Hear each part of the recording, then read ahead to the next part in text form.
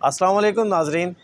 आज supreme court of Pakistan से और हाई कोर्ट से दो अहम खबरें आपके साथ शेयर करने जा रहा हूँ। सबसे पहले सुप्रीम कोर्ट ऑफ पाकिस्तान में आज परवेज़ मुशर्रफ के जो अपीलें थी उनके संगीन गद्दारी केस के हवाले से आज उनके ऊपर समाअत हुई। जज साहब के क्या अहम ऑब्जर्वेशंस थी, परवेज़ मुशर्रफ की फ़ैमिली ने क्या फ़ैसले किए हैं इस ट्रायल को चलाने के हवाले से, इन अपीलों को चलाने के हवाले से, और वो भी आपको आगाह करूँगा। इसके बाद साइफ़र केस के अंदर आज इस्लामाबाद हाई कोर्ट में बड़ी पेशरफ़्त हुई है और साइफ़र केस के अंदर इस्लामाबाद हाई कोर्ट ने जो साइफ़र अदालत के जो साइफ़र का ट्रायल किया जा रहा है उसे इन कैमरा करने के हवाले से उसको भी चैलेंज कर रखा है। उस ट्रायल की जो मुकम्मल तफ़सीलात हैं आज की समाअत की, वो भी आपके साथ आगाह करूँगा। और फिर तीसरा, सुप्रीम कोर्ट ऑफ पाकिस्तान में आज जस्टिस मुज़ाहिर अली अकबर नकवी के हवाले से सुप्रीम जुडिशल काउंसिल समाअत करने जा रही है।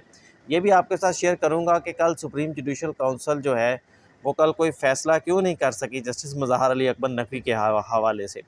हालांकि जस्टिस सरदार तारिक मसूद साहब के फ़ैसले के हवाले ख़िलाफ़ जो दरख्वास्त थी उस पर तो सुप्रीम जुडिशल काउंसिल ने तकरीबन 1 घंटे के अंदर ही फ़ैसला कर लिया, लेकिन जस्टिस मुज़ाहिर अली अकबर नकवी के हवाले से तकरीबन 5 से 6 घंटे ये समाअत चली। 6 घंटे के करीब ये समाअत चली, 5 घंटे के करीब ये समाअत चली, लेकिन उसका फ़ैसला नहीं हो सका। तो सबसे पहले आते हैं परवेज़ मुशर्रफ के आज मुकदमात के 2 सेगमेंट्स थे। सबसे पहले तो परवेज़ मुशर्रफ ने संगीन गद्दारी केस के अंदर जो उन्हें सज़ाए मौत सुनाई गई थी, अक्सरियती फ़ैसले को सुप्रीम कोर्ट ऑफ पाकिस्तान में चैलेंज कर रखा था। उस केस की जब समाअत हुई तो वकील सलमान सफदर अदालत में पेश हुए। गुज़श्ता समाअत पर भी वकील सलमान सफदर की जानिब से ये मौक़िफ़ अपनाया गया था कि वो परवेज़ मुशर्रफ के अहल खाना के साथ राब्ते में हैं। अगर अदालत इजाज़त देगी तो वो उनसे हिदायत लेने के बाद इस अपील को चलाने या ना चलाने के हवाले से फ़ैसला बारे में अदालत को आगाह कर देंगे। लेकिन जब आज दोबारा समाअत हुई तो चीफ़ जस्टिस ऑफ पाकिस्तान ने उनसे इस्तफ़सार किया तो परवेज़ मुशर्रफ के वकील सलमान सफदर ने अदालत को बताया कि वो फ़िलहाल उन्होंने तकरीबन 10 मरतबा से ज़ायद परवेज़ मुशर्रफ के अहल खाना से रब्ता किया है, लेकिन 10 मरतबा से ज़ायद राब्तों के बावजूद भी वो कोई क्लियर किसी किस्म की इंस्ट्रक्शंस लेने के हवाले से कामयाब नहीं हुए। इस हवाले से उन्होंने अदालत को बताया कि वो परवेज़ मुशर्रफ की अहलिया साहिबा मुशर्रफ, उनके बेटे बिलाल मुशर्रफ और उनकी जो बेटी हैं, उन तीनों के साथ उनके राब्ते हैं। बेटी जो है वो कराची में रहती है, जबकि साहिबा मुशर्रफ और बिलाल मुशर्रफ जो हैं वो ग़ालिबन दुबई में मुकीम हैं। जिस पर अदालत ने उनसे कहा कि आप फिर चाहते क्या हैं, क्या आज आप इस ट्रायल के हवाले से कार्रवाई आगे बढ़ाना चाहते हैं? तो उनकी जानिब से ये कहा गया कि अदालत अगर मुझे 1 हफ़्ते की मोहलत दे दे तो मैं उनसे वाज़ेह तौर पर हदायत लेकर अदालत को आगाह कर दूँगा कि इस इन अपीलों के हवाले से वो क्या चाहते हैं। दूसरा, उन्होंने अदालत को ये भी बताया कि परवेज़ मुशर्रफ अपनी ज़िंदगी के अंदर तो इन अपीलों को समाअत के लिए मुकर्रर करना चाहते थे। जिस टाइम परवेज़ मुशर्रफ की ये अपीलें सुप्रीम कोर्ट ऑफ पाकिस्तान में दायर हुई उस वक्त परवेज़ मुशर्रफ की उम्र तकरीबन 76 साल थी, लेकिन परवेज़ मुशर्रफ की ख्वाहिश के बावजूद ये अपीलें सुप्रीम कोर्ट में समाअत के लिए मुकर्रर नहीं हो सकीं। जिस पर chief justice of Pakistan Qazi Faez ईसा साहब ने कहा कि इन समाअत के लिए मुकर्रर ना होने के ऊपर यकीनी तौर के ऊपर आप मुझे इसका जो है वो इल्ज़ाम नहीं दे सकते। लेकिन जिस वकील सलमान सफदर ने कहा कि इस हवाले से कोई कवानीन ज़रूर होने चाहिए कि अगर कोई उम्र रसीदा शख्स जो है वो उसका मुकदमा सुप्रीम कोर्ट ऑफ पाकिस्तान में आता है तो उसको तरजीही बुनियादों के ऊपर सुना जाए। फिर इसके बाद ये भी उनके वकील की जानिब से कहा कि शायद अहल खाना जो है उनकी ख्वाहिश है कि उनकी पहले तो उनकी भी ख्वाहिश थी कि इस केस को अपील जो है उसको समाअत के लिए मुकर्रर हो, इसके ऊपर फ़ैसला हो जाए, लेकिन अब उनकी जानिब से कोई भी वाज़ेह डायरेक्शंस जो हैं वो नहीं दी जा रही। जिस पर जस्टिस अतर मिमला ने कहा कि शायद इस ये जो सुप्रीम कोर्ट का फ़ैसला होगा, अगर उसके ऊपर कोई हिदायत नहीं आती और वो ट्रायल कोर्ट का फ़ैसला जो है वो बरकरार रहता है तो इसके नताइज होंगे और इस नताइज के हवाले से वो जो परवेज़ मुशर्रफ की पेंशन दी जा रही है उसके ऊपर भी इसके असरात होंगे। चीफ़ जस्टिस काज़ी फ़ायज़ ईसा ने कहा कि 2 ही हदायत हो सकती हैं। एक हदायत तो ये हो सकती है कि वो ट्रायल कोर्ट वो खुसूसी अदालत के फ़ैसले को तस्लीम कर लें। उसके नतीजे में जो है वो परवेज़ मुशर्रफ की सदा जो है वो बरकरार रहेगी। और दूसरा फ़ैसला ये हो सकता है, दूसरी ओपिनियन ये हो सकती है कि वो इस अपील को जो है वो कंटेस्ट करें। लेकिन चीफ़ जस्टिस काज़ी फ़ाज़िल साहब ने कहा कि हमारे सामने तो, क्योंकि परवेज़ मुशर्रफ ने आपको अपनी ज़िंदगी में वकील किया था, अगर आप इस केस को लड़ना चाहें तो हम आपको इसकी भी इजाज़त दे देंगे, इस केस में को मज़ीद चलाना चाहें। तो जिस पर वकील सलमान सफदर ने कहा कि वो ज़ाती तौर के ऊपर इस केस को चलाना नहीं चाहते, लेकिन क्योंकि उनके क्लाइंट ने उन्हें हायर किया था, तो अगर क्लाइंट की जानिब से, उनकी अहल खाना की जानिब से कोई डायरेक्शंस आती हैं तो वो उनको फ़ॉलो ज़रूर करेंगे। इस केस के अंदर जिस पर अदालत ने सलमान सफदर को तो 1 हफ़्ते की जो है वो मोहलत की जो तलब की गई थी, उसकी इजाज़त दे दी। लेकिन उसके बाद अदालत ने इस केस की मज़ीद समाअत की। वो समाअत क्या थी? वो ये थी कि लाहौर हाई कोर्ट की जानिब से जब खसूसी अदालत के फ़ैसले को जो है खसूसी अदालत की हैसियत को ख़त्म कर दिया गया, उसके नोटिफ़िकेशन को जो है वो गैर आइनी करार दे दिया गया। तो उसके ख़िलाफ़ पाकिस्तान बार काउंसिल्स चारों जो मुख्तलिफ 4 सूबाई काउंसिल्स थी, उनकी जानिब से दरख़्वास्तें सुप्रीम कोर्ट ऑफ पाकिस्तान में दायर की गई। इसके अलावा तौफ़ीक आसिफ़ एक वकील हैं और उनकी जानिब से भी दरख़्वास्त सुप्रीम कोर्ट ऑफ पाकिस्तान में दायर की गई।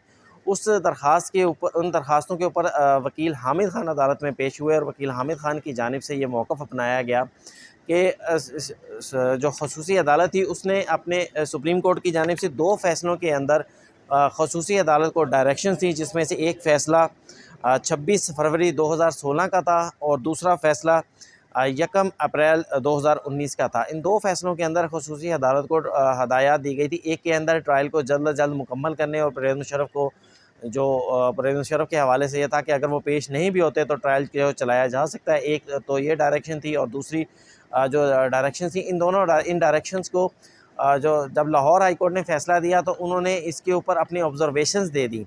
अब जब जिस पर chief justice of Pakistan justice Qazi Fazil साहब ने ये सवाल किया कि क्या लाहौर हाई कोर्ट के पास कोई ऐसा इख्तियार है कि वो सुप्रीम कोर्ट के फ़ैसले के ऊपर ऑब्ज़र्वेशंस दे दे। फिर चीफ़ जस्टिस साहब ने ये भी कहा, एक सूरत हाल तो ये होती कि इस सुप्रीम कोर्ट के फ़ैसले के बारे में लाहौर हाई कोर्ट को मालूम ही ना होता और वो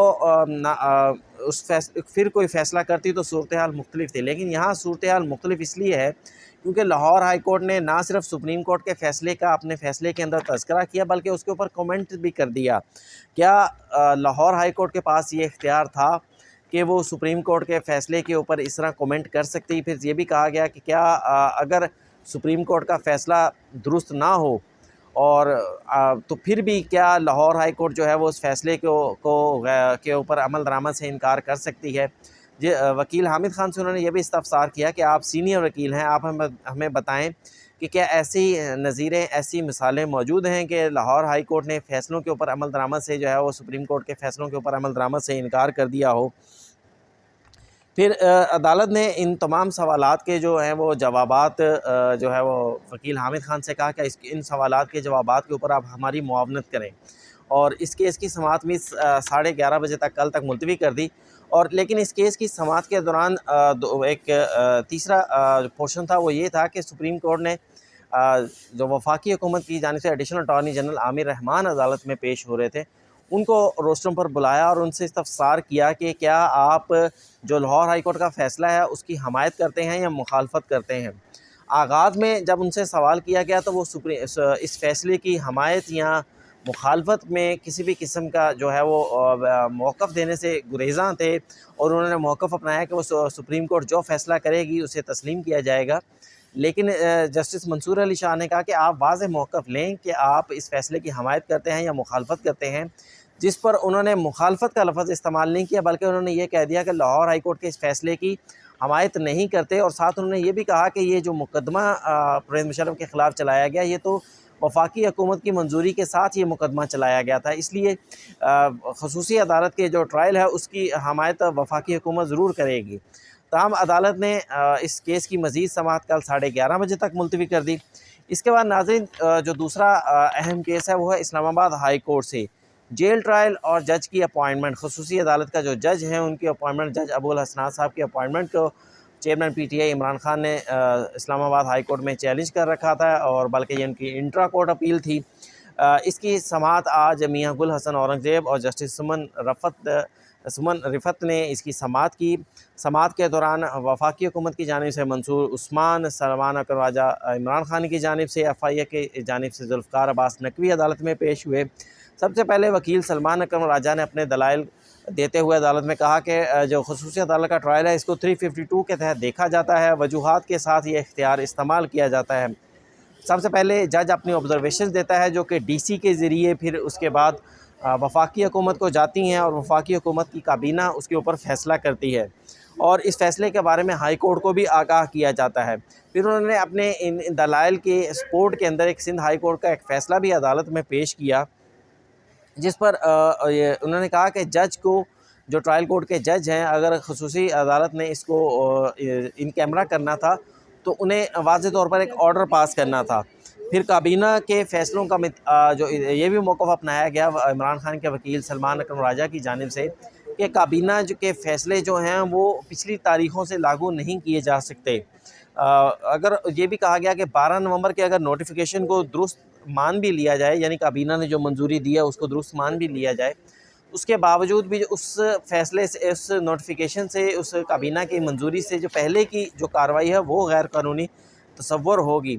और फिर जिस पर जस्टिस मियां गुल हसन औरंगज़ेब ने कहा कि अमूमी तौर पर प्रोसिक्यूशन की जानिब से जो है जेल ट्रायल की या इन कैमरा ट्रायल की जो है रिक्वेस्ट की जाती है।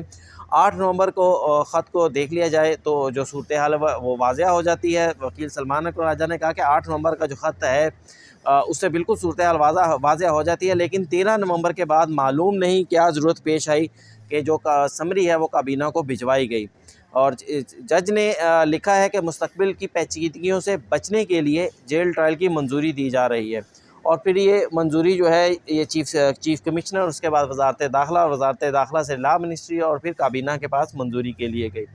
जस्टिस मियां गुल हसन औरंगज़ेब ने कहा कि हमने गुज़िश्ता समाअत के ऊपर रजिस्ट्रार हाई कोर्ट से 2 अहम सवालात पूछे थे। एक सवाल तो ये पूछा था कि क्या हाई कोर्ट को आगाह किया गया था इस जेल ट्रायल के हवाले से, और दूसरा उन्होंने ये भी कहा है कि जज की तैनाती का प्रोसेस क्या अपनाया गया था।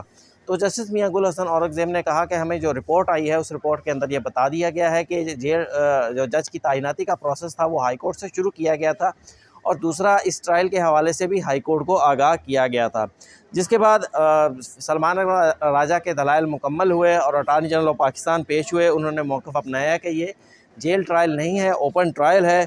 कोर्ट रूम भी अब बड़ा है और सबको हम तस्लीम करते हैं कि वफाकी हुकूमत तस्लीम करती है कि ओपन ट्रायल के अंदर सबको जाने की इजाज़त होनी चाहिए। 23 अक्टूबर को इमरान खान का ट्रायल शुरू हुआ, 2 अक्टूबर को चालान पेश हुआ, 23 अक्टूबर को फ़र्द जुर्म भी आयद हो गई। मज़ीद उन्होंने बताया कि ट्रायल पर अदालत जो भी हदायत देगी उसके ऊपर अमल किया जाएगा। अगर उनके इस आर्गूमेंट्स को देखा जाए तो मेरे ख़्याल से वफाकी हुकूमत ने भी ये चीज़ तस्लीम करने जा रही है कि अगर Islamabad high court jail trial को ख़त्म करती है तो फिर शायद उसकी अपील सुप्रीम कोर्ट में दायर ना की जाए, बल्कि ट्रायल को आगे बढ़ाया जाए उसको ओपन ट्रायल करके। लेकिन अब देखना यह है कि इस्लामाबाद हाई कोर्ट इस ट्रायल को और जज की अपॉइंटमेंट को आया दुरुस्त करार देती है या नहीं देती, या आया इस केस को सिरे से ख़त्म कर देती है, या काबीना की मंजूरी के बाद इस ट्रायल को जारी रखने की इजाज़त देती है। ताहम जो है जिसके बाद अटॉर्नी जनरल के दलाइल मुकम्मल हुए तो अदालत ने इस केस के फ़ैसले को महफूज कर लिया और आज तकरीबन 5:30 बजे जो है ये फ़ैसला सुनाया जाएगा। इस्लामाबाद हाई कोर्ट जो भी फ़ैसला सुनाएगी उसके बारे में भी आपको आगाह करेंगे। अब तकरीबन 3 बजे के करीब जस्टिस मज़ार अली अकबर नकवी के हवाले से सुप्रीम जुडिशल काउंसिल का इजलास होने जा रहा है, जिसके अंदर मज़ार अली अकबर नकवी की जानिब से उनके वकील ख्वाजा हारिस भी आज पेश होंगे। ज़राए से इस बात की तस्दीक ज़रूर हुई है कि सरदार तारिक के हवाले से सुप्रीम जुडिशल काउंसिल में तो कल इत्तफ़ाक़ राय हो गया था, लेकिन मज़ार अली अकबर नकवी की जानिब से क्योंकि सख्त रेजिस्टेंस शो की गई है और सुप्रीम कोर्ट में इस केस को चैलेंज भी कर दिया गया है, इसलिए काउंसिल के जो मेंबरान थे वो किसी चीज़ के ऊपर इत्तफ़ाक़ कर नहीं सके कि आया 3 जजेस जिनके ऊपर एतराज़ात किए गए हैं उन जजेस ने इस केस में इस काउंसिल के इस इजलास के अंदर बैठना है या नहीं बैठना है, और दूसरा इस मामले से भी कोई काउंसिल की राय जो थी वो किसी बात पर इत्तफ़ाक़ या अक्सरियती बुनियाद के ऊपर नहीं हो सका कि आया जब उनकी जानिब से इस शिकायत के ख़िलाफ़ कार्रवाई जो है वो सुप्रीम कोर्ट में चैलेंज कर दी गई है तो फिर उसके बाद कौंसल अपनी कार्रवाई को जारी रखेगी या नहीं रखेगी। इन दोनों नुकात के ऊपर जायज़ा लेने के लिए सुप्रीम जुडिशल कौंसिल का इजलास आज दोबारा 3 बजे शुरू होगा। जो भी तफसीलात होंगी और इस्लामाबाद हाई कोर्ट का जो भी फ़ैसला होगा, ये तमाम तफसीलात आपके साथ लेकर दोबारा हाज़िर होंगे। इसके साथ ही मुझे मियाँ अकील को इजाज़त दीजिए। चैनल को लाइक कीजिएगा, सब्सक्राइब कीजिएगा, उसको शेयर करना मत भूलिएगा। शुक्रिया, अल्लाह हाफ़िज़।